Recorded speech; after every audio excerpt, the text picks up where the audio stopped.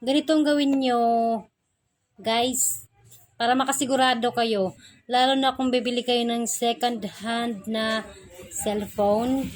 Para makasigurado kayo kung hindi sira ang touchscreen, ganito ang gawin nyo. Para hindi naman sayang ang inyong pera. O, ganun nyo guys. O.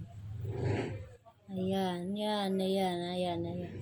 Magloloko po kasi yan siya kapag sira ang kanyang touchscreen. Maghahang po yan. O, tapos ibalik nyo yan dyan.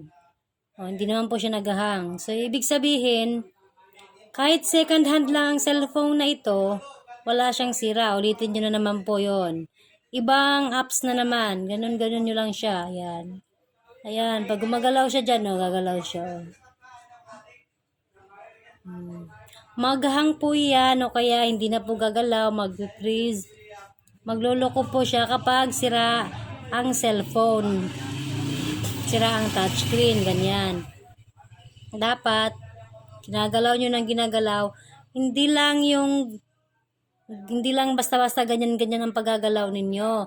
Kailangan din na pindutin ng matagal yan. Tapos, laro-laruin nyo guys. Ganyan nyo guys. So.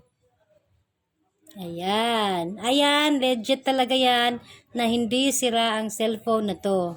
Kahit second hand lang siya, ay hindi po siya sira. Dahil, ayan, gumagalaw-galaw po siya. Oh. Maghahang po yan, kagaya ng sinasabi ko. 30 minutes nyong galaw-galawin guys. 30 minutes nyo munang laruin ang touchscreen niya. 30 minutes. After ng 30 minutes at kung hindi siya nagkahang, ay ibig sabihin, hindi po sira ang kanyang touchscreen. Goods po siya. O, ano pang hinihintay nyo? Bilhin nyo na kung goods naman pala ang second hand na yan. Meron na ba tayong 30 minutes? Meron na ba? Meron na? O yan, meron na. Ibig sabihin, goods ito. Okay?